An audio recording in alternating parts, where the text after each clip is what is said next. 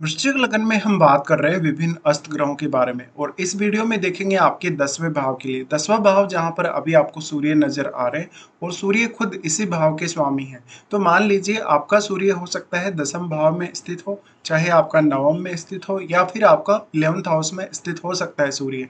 But जो आपका अस्त ग्रह होगा वो आपके 10th हाउस में अगर है तो आपको किस प्रकार के प्रभाव मिलेंगे, यहाँ हम एक एक ग्रह को सेलेक्ट करके इनके बारे में बात करने वाले हैं।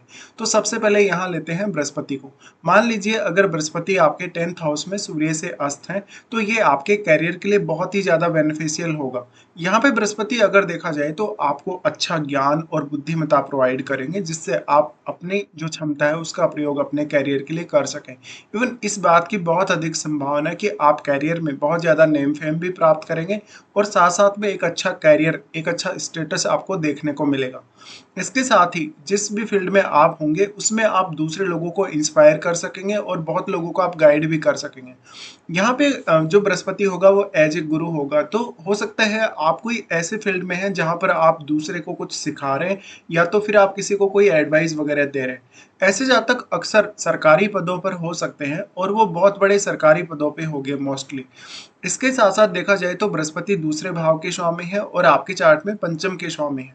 दूसरे भाव के स्वामी होकर अगर बृहस्पति यहाँ अस्त हैं तो ये आपके अर्निंग्स के लिए अच्छा होगा और फैमिली के स्टेटस के लिए बहुत ही ज्यादा अच्छा होगा। साथ साथ में ये वेल्थ में भी आपको बहुत बड़ा योगदान दिखाएगा। अब यहाँ सूर्य की जो एनर्जी है वो बृहस्पति को मिल रही है, तो इस वजह से कहीं ना कहीं सूर्य से रिलेटेड जो प्रभाव है वो पूरा का पूरा बृहस्पति पर पड़ रहा है। हालांकि आप ये देखिए कि सूर्य कितने ज्यादा क्लोज हैं बृहस्पति के, क्योंकि जितने ज्यादा सूर्य क्लोज होंगे बृहस्पति के उतना ही ज्यादा प्रभाव सूर्य का पड़ेगा बृहस्पति पर। और आपस में दोनों फ्रेंड है तो इस वजह से यहाँ रिजल्ट बहुत ही ज्यादा बेहतर होंगे।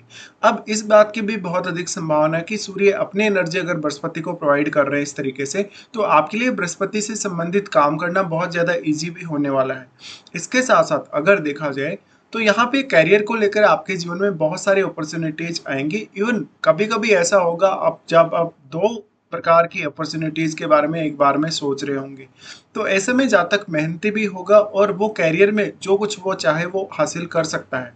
अब ये लियो साइन है, लियो साइन होने की वजह से यहाँ जो कुछ भी आप चाहेंगे उस तरफ आप काफी तेजी से आगे भी बढ़ सकेंगे। तो बृहस्पति का अस्त होना मोस्टली आपको यहाँ फेवरेबल ही दिखाएगा। अब बृहस्पति पंचम के स्वामी है, पंचम के स्वामी होने की वजह से आप अपनी जो भी टैलेंट है, जो भी नेचर ने आपको दिया है, जिस भी प्रकार की आपको क्षमता दी है उसके और ज्यादा विकसित होने के चांसेस है। इसी तरीके से आपका दूसरा भाव और आपका पांचवा भाव, इन भावों पर आपको ज्यादा फोकस करके चलना चाहिए बृहस्पति के अस्त होने पर, क्योंकि इन भावों से जुड़े हुए कार्य आपके लिए काफी ज्यादा आसान होने वाले हैं। तो बृहस्पति का अस्त होना मोस्टली आपके लिए अच्छा ही माना जाएगा। फिर यहाँ बृहस्पति प्रभावित करेंगे आपके सेकंड हाउस को, आपके फोर्थ हाउस को और आपके सिक्स्थ हाउस को। इनके बारे में भी आपको अवश्य विचार कर लेना चाहिए। उसके बाद यहाँ हम लेते हैं शनि को। शनि मान लो यहाँ अस्त है आपके सूर्य से, तो ये बॉस के साथ अच्छे रिलेशंस को नहीं दिखाता। बेसिकली ये देखा जा सकता है कि यहाँ पे जो शनि होंगे वो अपने से बिल्कुल ऑपोजिट भी होंगे और सूर्य ही यहाँ सबसे ज्यादा पावरफुल होंगे। तो शनि के 10th हाउस में होने से हमने अक्सर ये देखा है कि लोगों की जो कहीं ना कहीं जॉब है वो स्टेबल नहीं रहती, या स्टेबल रहती भी है तो उनको पूरा वेतन वगैरह नहीं मिलता, या जितना उनको मान सम्मान मिलना चाहिए वो उनको नहीं मिलता। बट इस केस में थोड़ा डिफरेंट स्थिति होगी जहां पर अब सूर्य ज्यादा प्रभावशाली होंगे और वैसे भी सूर्य अपने घर में स्थित है तो इनका प्रभाव तो ज्यादा होगा ही होगा। अब सूर्य यहाँ जो प्रभाव डाल रहे हैं शनि पर, उसकी वजह से आपका जो कैरियर है उसमें आपका स्टेटस बहुत ज्यादा अच्छा हो सकता है। पब्लिकली नेम फेम पाने के लिए या पब्लिक से अप्रिसिएशन पाने के लिए भी ये स्थिति काफी बेहतरीन होगी। अब शनि को यहाँ सूर्य की ऊर्जा मिल रही है तो इसलिए शनि से रिलेटेड काम करना भी आपके लिए आसान होगा। शनि इस प्रकार से अगर अस्त हो जाते हैं तो जातक ज्यादा डेडिकेशन के साथ आगे बढ़ सकेगा अपने कैरियर में और उसके कैरियर में ज्यादा अच्छे से स्टेबिलिटी भी आ सकेगी। अब इस बात की संभावना बहुत अधिक बढ़ गई कि कहीं ना कहीं डोमेस्टिक मामलों पर भी आप काफी सीरियसली ध्यान देंगे और कैरियर को भी आप एक अच्छी स्टेबल स्थिति में लेके चलेंगे। शनि यहाँ अस्त हो जाते हैं तो शनि आपके चार्ट में तीसरे घर के स्वामी है, तीसरे घर के स्वामी है तो आपके लिए थर्ड हाउस से रिलेटेड काम करना बहुत ज्यादा आसान होने वाला है। साथ साथ में भाई बहनों या अपने रिलेटिव्स के साथ रिश्तों को लेकर देखा जाए तो उनमें भी अच्छी स्थिति रहेगी। इसके साथ साथ ये देखा जाता है कि आपके लिए शनि के अस्त होने से कहीं ना कहीं जो आप हार्डवर्क करते थे, जितना ज्यादा आपको हार्डवर्क करना पड़ रहा है वो हार्डवर्क का आपको पूरा का पूरा रिवार्ड यहाँ मिलेगा। इसके साथ ही थर्ड हाउस के लॉर्ड होने की वजह से शनि यहाँ आपको अच्छा टैलेंट और क्रिएटिविटी का इस्तेमाल करने के लिए भी प्रेरित करेंगे। बट क्योंकि यहाँ शनि से रिलेटेड जो रिजल्ट्स होंगे वो सूर्य से ज़्यादा प्रभावित होंगे, तो सरकार से भी आपको पर्याप्त रूप से समर्थन और मान सम्मान मिलना चाहिए हिसाब से। उसके बाद शनि यहाँ फोर्थ लॉर्ड है। फोर्थ लॉर्ड होने की वजह से अब ऐसा जो शनि होगा वो आपको आपकी जिम्मेदारियां पूरा करने में बहुत ज़्यादा सपोर्ट करेगा, और हो सकता है आप अपनी फैमिली और अपने कैरियर पर ही ज़्यादातर फोकस्ड रहें अपने जीवन में। उसके बाद हम यहाँ लेते हैं मंगल को। मान लीजिए आपका मंगल अस्त है आपके 10th हाउस में, तो मंगल आपको स्वयं को ही रिप्रेजेंट करता है और साथ साथ में मंगल आपके चार्ट में छठे घर के भी स्वामी। ऐसे में देखिए डोमेस्टिक लाइफ और कैरियर में अच्छा बैलेंस नहीं बन पाता, क्योंकि यहाँ मंगल के पास इतना ज़्यादा एनर्जी हो जाएगा कि उस एनर्जी को आप हैंडल नहीं कर सकेंगे अच्छे से। इसलिए परिवार के लोगों के साथ या इवन बॉस या अपने कलीग्स के साथ हमेशा अच्छे संबंध आपको रखने पड़ेंगे। ऐसे में जब तक हालांकि इतना ज़्यादा एग्रेसिव होता है या इतना ज़्यादा कहीं ना कहीं वो एफर्ट कर सकता है जिसकी कोई भी लिमिट नहीं है। ऐसे में करियर में जो कुछ भी आप पाना चाहेंगे वो आप पाएंगे जरूर, लेकिन आप में धैर्य की कमी होगी। इस वजह से कभी कभी आप गलत निर्णय लेने के बारे में भी सोचेंगे और गलत निर्णयों की वजह से काफ़ी ज़्यादा नुकसान भी आपका होगा। बट मंगल क्योंकि और ज़्यादा एग्रेशन प्राप्त कर रहे हैं और ज़्यादा एनर्जी सूर्य से प्राप्त कर रहे हैं, तो इस केस में आपको काफ़ी हद तक सोचना पड़ेगा कि आप खुद पर कितना ज़्यादा कंट्रोल रख सकते हैं। फिर क्योंकि मंगल आपके लगन पर दृष्टि डालेंगे, आपके फोर्थ हाउस पर और फिफ्थ हाउस पर, तो ऐसा मंगल आपको और भी ज्यादा एग्रेशन देगा। फिर हम लेते हैं चंद्रमा को। चंद्रमा मान लो आपके अस्त हैं सूर्य से, तो चंद्रमा को सूर्य की पावर मिल रही है और चंद्रमा के अस्त होने से ये कैरियर के लिए बहुत ही ज़्यादा अच्छा होगा। आप में क्रिएटिविटी बहुत ज़्यादा डेवलप होगी, इमेजिनेशन स्किल्स आपकी बहुत ज़्यादा अच्छी होंगी, तो कैरियर को लेकर एक से एक बढ़कर आपके पास बेहतरीन आइडियाज़ होंगे। बस आपको उन आइडियाज़ पर अब वर्क करना होगा। चंद्रमा के अस्त होने से आप मानसिक तौर पे अपने कैरियर को लेकर बहुत ही ठोस या मजबूत फैसले ले सकेंगे, और एक बार लिए हुए फैसले को आप बार बार बदलेंगे नहीं।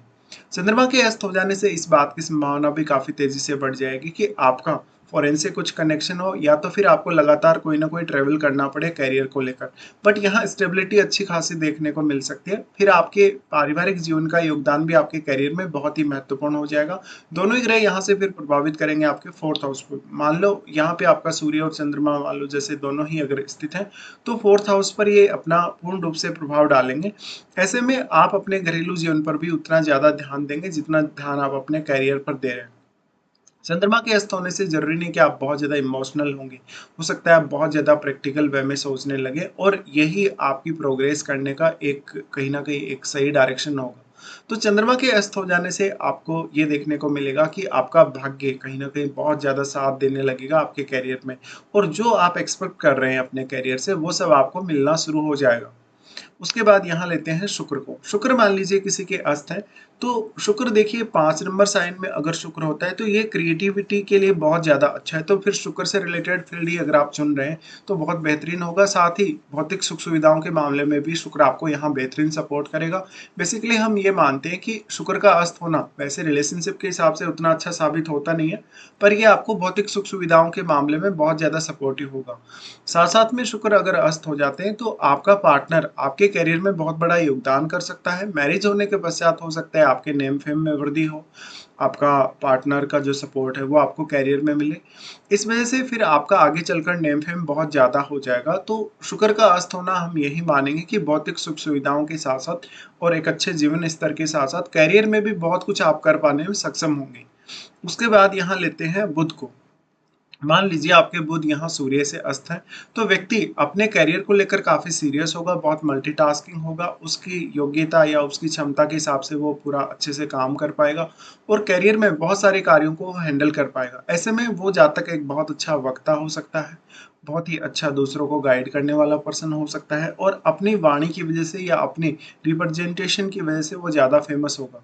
अब बुध आपके चार्ट में यहाँ अष्टम घर के स्वामी है, तो अष्टम भाव से आपको काफ़ी ज़्यादा लाभ मिलने की संभावनाएं बनेंगी बुध के अस्त हो जाने से। अब क्योंकि सूर्य यहाँ बुध को इतना ज़्यादा प्रभावित कर रहे हैं, तो बुध से संबंधित जो भी रिजल्ट्स होंगे उनमें कहीं ना कहीं सूर्य का प्रभाव आपको अब ज़्यादा देखने को मिलेगा, और बुध आपके चार्ट में 11वें घर के भी लॉर्ड है, तो ये प्रोफेशन वाइज बहुत ज़्यादा अच्छा है और इनकम के हिसाब से काफ़ी ज़्यादा अच्छा रहेगा।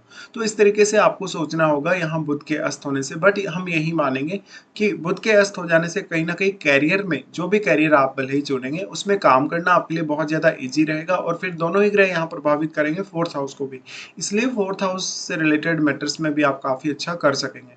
तो ये कुछ प्रभाव रहेंगे आपके 10वें भाव में इन ग्रहों के अस्त होते हुए।